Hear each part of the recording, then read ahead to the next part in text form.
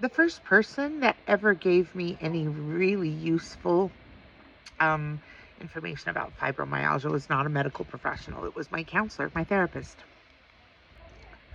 This man is someone I trust um, implicitly. He earned my trust, and he was the first medical professional that accepted when I told him I had that diagnosis and didn't avoid talking about it.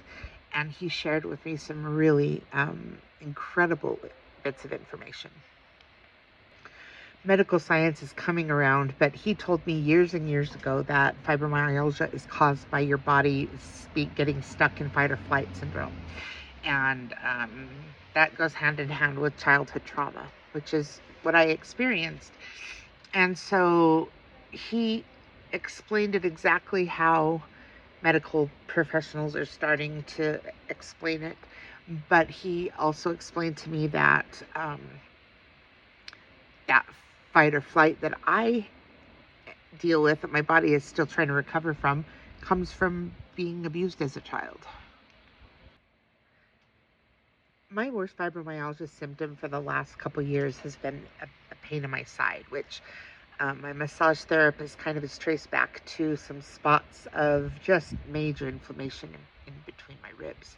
And um, we just can't get those knots worked out completely. That pain in my side I can tie back to a traumatic event that happened in January of 2022. And that started it, and it hasn't gone away since.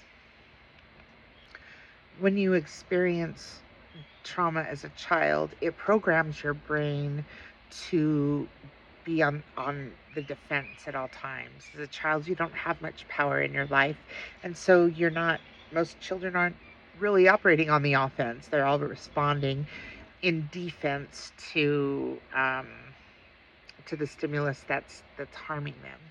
And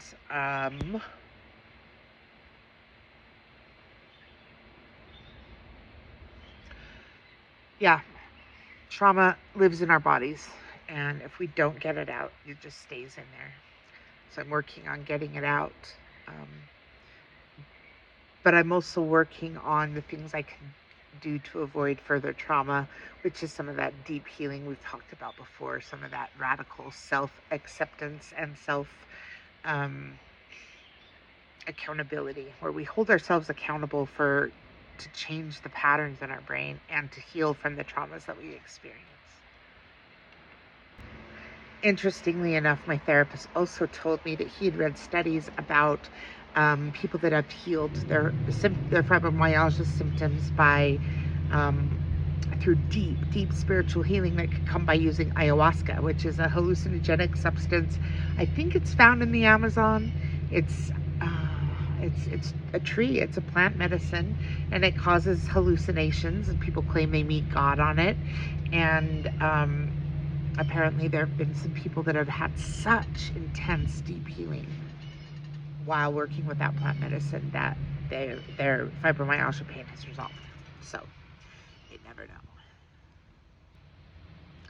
Today, I just wanted to share with you just a few little things that I do for self care when I'm having pain. When I wake up in the morning, I never know how my day is going to go because it depends upon how I feel. Um, in the winter, it's a lot more common that it takes me hours. I'm not exaggerating, but it takes me a couple hours before I'm able to go about the rest of my day. So there's many days that I wake up in the morning and I end up just kind of mindlessly scrolling, and I will acknowledge that some of those days are just because of my bad habit and my addiction to social media. But there's other times where it's just something I have to do to distract my brain from the pain. Meditation is supposed to be my first action of every day because that meditation gives me a built in period to start to deal and assess the pain that I'm experiencing that morning.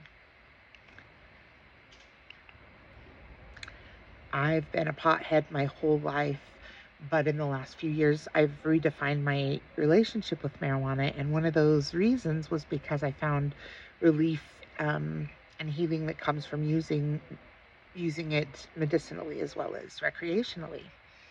And so I allow myself to use whatever cannabis I need to. I'm kind of unabashed about my use of it. I realize that there may be some drawbacks to it, but all in all, it sometimes manages the pain and almost always at least manages my mind. It gives me a chance to step outside of my body and think about where I want to be and how I want my day to look and get a little bit more in the right mindset.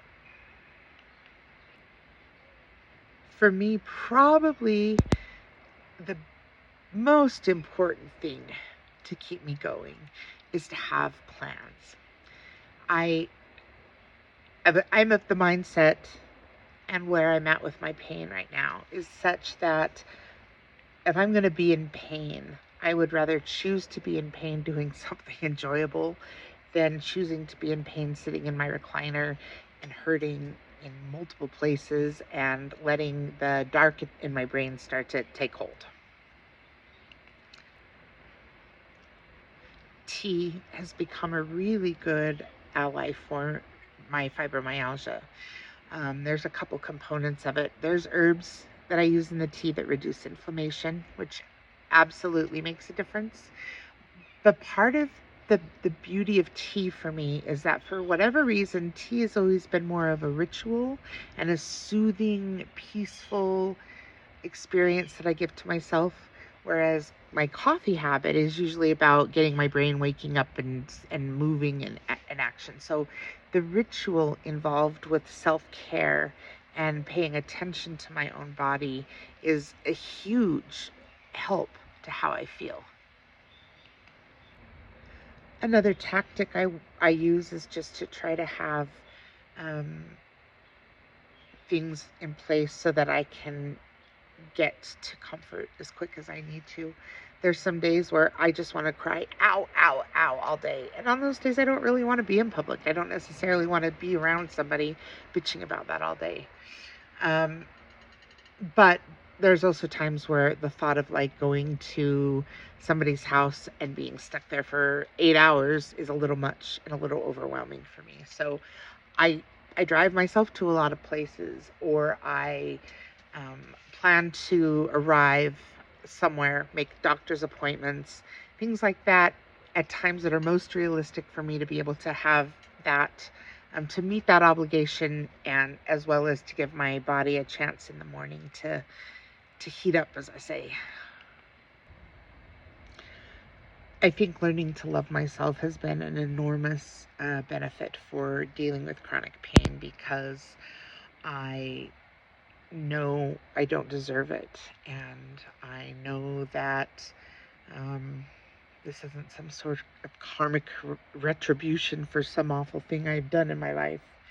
Um, I understand where my fibromyalgia come from, and I have also decided to take a path that is dedicated to work towards healing rather than towards giving up.